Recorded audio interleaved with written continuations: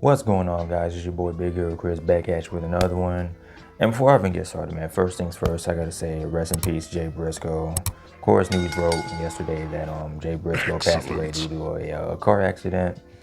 Um, Thoughts and prayers with his family, of course, friends, fellow wrestlers, anyone who's grieving during this time of loss. And today is actually his brother Mark's birthday, so definitely keep his friends and family in your prayers during this time. A very tragic loss for the entire wrestling community, as well as his friends and family, like I said, man. But with that being said, we do have your AEW Dynamite review. I figured I'd start doing reviews again. It was fun last week. I figured I'd come back around 1 week later, do it all over again. Of course, as always, like, comment, and subscribe. Hit me up on Twitter, TikTok, all those cool vibes, man. And overall, Dynamite was a pretty solid show. It wasn't as good as it was last week. Last week was a way better show, but this week's show, pretty solid match, pretty solid wrestling on the card. Um, it started off with the All Atlantic Championship match between Orange Cassidy and Jay Lethal, and yeah, Excalibur and the announce team said that if Jeff Jarrett and Satnam Singh and Sanjay Dutt interfere in this match, Sanjay Dutt will be fired. And I'm like, yo, that's random as fuck. You know what I mean? But the match was taking place, and you had Jeff Jarrett and Sanjay Dutt, not Sanjay Dutt, but Satnam Singh walking through the crowd, walking. I don't know if they bought tickets or they just stole somebody's seats. I'm pretty sure they had tickets in their hands, but I don't know. I can't remember if they actually had tickets or if they just jacked somebody for their seats. But you had Double J, Sanjay Dutt, and Saddam Singh sitting front row. You also had Best Friends and Danhausen sitting front row as well. I think Danhausen was like checking to see if they actually had tickets. So you can already tell that this was going to be a silly shenanigan filled match. The actual in-ring match was solid between Jay Lethal and Orange Cassidy, but I was more focused on the ringside stuff going on with Best Friends and Jeff Jarrett. There was even one point where Jeff Jarrett was trying to sneak the guitar to Jay Lethal. Like, dude, it's a big giant red guitar. How do you think the referee was not going to notice that? Danhausen ended up stealing the guitar and playing it. I think he even cursed Jeff Jarrett. And of course, Orange Cassidy won the match. No surprise there. There wasn't no point during the match where I thought Jay Lethal was going to win. It would have been a huge surprise, but Orange Cassidy ended up winning. And I was confused because you had a moment after the match where it looked like Jeff Jarrett and Satnam Singh was going to attack Best Friends, and Sanjay Dutt was still trying to stop him. And from what I thought the announcer said, I thought they said that they couldn't interfere during the match. I don't know if they said anything about after the match, because Sanjay Dutt was still trying to stop Jay Lethal and Double J from attacking anybody, because he didn't want to get fired. But I thought that only mattered during the match. But I don't know. That was confusing. But overall, the match was fun, and it went on to the next match, which was between Top Flight and the Young Bucks. And of course, you had a whole bunch of wrestlers rocking the Rest in Peace Jay Briscoe armband. They either had just Briscoe or Jay with the heart, or just Jay with the black armband, showing their support and love for Jay Briscoe. This was another solid match. It was really fun, like a really fun match. And to the surprise of everybody, Top Flight won.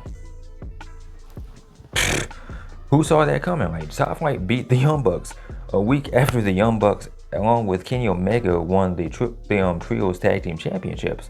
So that was a huge surprise. Also, no Kenny Omega on the show, but the match between Top Flight and the Young Bucks was pretty damn good. Like I said, Top Flight got the win. Big surprise. I didn't see that coming. Something else I didn't see coming was this segment between the Acclaim and the Ass Boys. So it was set up that the Acclaim was going to have a segment, but what ended up happening was the Gun Club, or the Guns, or the Ass Boys, whatever you want to call them, ended up coming out first and just saying that they're the reason that the Acclaim is so popular. They pretty much gave the Acclaim their daddy ass. And then of course, because you mentioned a wrestler's name that they got to come out. So then the Acclaim come out and they cut a rap on the Ass Boys.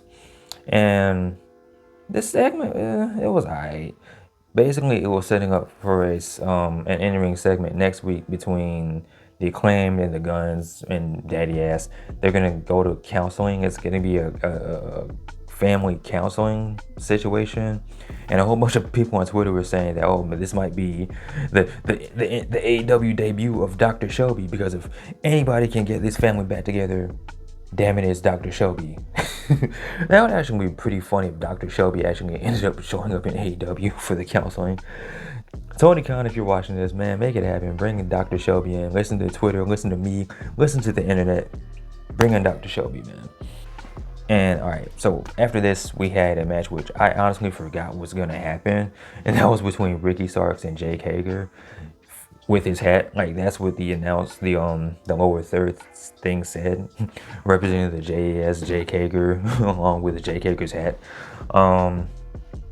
It was an alright match. Ricky Starks ended up winning. There was one point where Ricky Starks put on Jake Hager's hat. Jake Hager didn't take that too well because he likes the hat. The hat is over. I don't know who's over. Is it Jake Hager or is it the hat? Let me know in the comment section. What are you more excited about seeing, Jake Hager or the hat? My money's on the hat, because who doesn't like a nice hat? Hey, hats are over. But yeah, man, Ricky Starks ended up beating Jake Hager. Then the Jericho Appreciation Society ended up running out, and Ricky Starks took off and ran out through the crowd.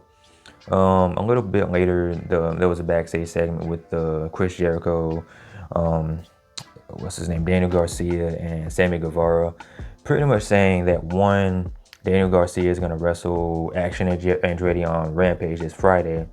And what we thought was going to be a tag team match between Action Andretti and Ricky Starks taking on the team of Chris Jericho and Sammy Guevara, Daniel Garcia was like, nah, let me tag up with Chris Jericho. So now the stipulation is, if Daniel Garcia beats Action Andretti on Rampage this Friday, then Daniel Garcia will replace Sammy Guevara, and then he will team up with Chris Jericho to wrestle the light skinned lovers. No, that's not their name. The two light skinned dudes, Ricky Starks and Action Andretti. Also, Sammy Guevara gave Daniel Garcia some leather pants. That's going to be his new gear. He's going to wrestle in leather pants now. Hey, man, whatever floats your boat. It is what it is. We don't judge here on the Big Hero Chris YouTube channel. You know, whatever you're into, hey, it is what it is. So then they showed this was a segment that they showed online. I think it was on the Road to, or it was featured online. It was pretty much Adam Cole talking about his return last week. That was the only time we saw Adam Cole on the show. It was during a pre-tape, it was a pre-tape segment with Adam Cole. And after that, we had the match that a lot of people were waiting for since it was announced last week, and that is between the matchup between Bryan Danielson and Bandito. And Bandito is dummy over. Like, this dude is mad over. The crowd was feeling him. And I think this Dynamite took place in Fresno, California, if I'm not mistaken. I think it was Fresno. Like I was saying, Bandito was super over. He's so over, people were actually booing Bryan Danielson. One of the most over guys in AEW. Like, people were booing Bryan Danielson because he was wrestling Bandito. And he was whooping his ass a little bit. So people weren't feeling that. People wanted Bandito to win over Bryan Danielson, the person we're supposed to be cheering for as far as wrestling MJF. Hey, these things happen, you know what I mean? But Bryan Danielson ended up winning. He beat Bandito with the Busaiku knee. Solid match, really fun match. I enjoyed it. I might watch it again. That's how good this match was. After the match happened, you had MJF do a segment. Like, he was on the Toni Tron. That's what I call the Tron. You know, because WWE has the Titantron. I call this the Toni Tron. Tony Khan, feel free to use that if you want to. It's on the house, no charge. But not Tony Khan, but MJF cut a promo. Totally different demeanor and vibe from his promo last week. It wasn't as jokey. It was more serious. I guess he was taking note to the fact that, because he even said that he listens to what people were saying on the internet, what the smarks and the marks were saying on the internet, pretty much saying that, listen, I'm the devil, but I'm also a monster too. And as these weeks go on and as you face more opponents, you're going to see me become more of a monster. He even used the word fickle. So you have terms like monster, which was the theme song to Bryan Danielson's video package for WrestleMania. He used the word fickle when Bryan Danielson was the Planet Champion in WWE. So there's little Easter eggs like that. Also, later in the show, it was announced that Brian Cage will be wrestling Bryan Danielson next week. And not Bryan Danielson, but MJF walked up to Brian Cage and said, listen, I don't care if you win, I don't care if you lose, I just want you to hurt Bryan Danielson. And he gave Brian Cage and what's his name, Prince Nana some money. And then this man pulled a Dana White and slapped Brian Cage. And Brian Cage looked like he was gonna rip MJF's head off. And MJF was like, okay, so what you're feeling right now is hate. Use that hate to whoop Bryan Danielson's ass, and earn this money. And then MJF took off. So am I looking forward to this match? Yeah, because Brian Cage is alright. I like Bryan Danielson. I don't have the same hype as I did for the Takeshita match or the Bandito match, but I'm pretty sure it will still be a good match nonetheless. Yeah, man. Next week, Brian Cage versus Bryan Danielson. Should be pretty interesting. Alright. So after this, we had the 9 o'clock women's segment. So it started off with a backstage pre-tape with Saraya kind of yelling at Hikaru Shida for the loss that they suffered last week, because Saraya was pretty much blaming Shida for their loss. And Toni Storm was like, nah, it wasn't her fault, And it was setting up a heel turn. Now, a lot of people on Twitter were saying like, this felt kind of lackluster because this led to the match between Toni Storm and Willow Nightingale. The match was fine. Toni Storm worked a little bit more aggressively, and this led to a heel turn for Saraya and Toni Storm. Now, the thing is, I see what they're going for, because during the segment with Toni Storm, Saraya, and Shida, Toni Storm and Saraya were talking about how the homegrown talent don't really have the experience that Saraya and Toni Storm have, that they live in this little bubble. So it was kind of setting up the heel turn, and then the heel turn happened during the match. I'm assuming this is setting up a AEW versus the Outsiders type deal, which if they do it right, it could be pretty cool. It's still pretty early on it's still early, so I'm in the wait and see phase of this feud to see where it goes.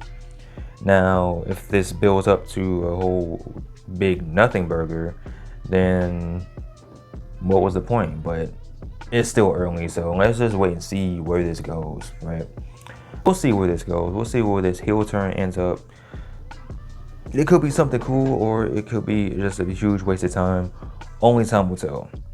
So this leaves us with the main event for the TNT Championship between Darby Allin, the champion, taking on Kushida, making his AEW Dynamite debut.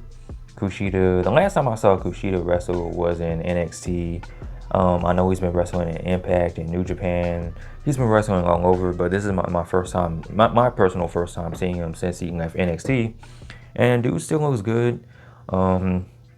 He came out with a couple members of the LA Dojo. I apologize, I don't know who who those two gentlemen were. Let me know in the comment section who those two guys were. But he came out with 2 members of the LA Dojo. Pretty good match, pretty good TV match. Darby Allin ended up getting the win. He came out with Sting. And yeah, that's how Dynamite ended. It was a pretty okay show. It wasn't like I said, it wasn't as good as last week, but it was still a good show. Yeah. Not too much more I have to say. Oh, I forgot to do this last week when I did my review, but have my brand new foolproof rating system. I don't do the whole 5-star ratings, or I don't do the 1 out of 10 or 1 out of 5 ratings.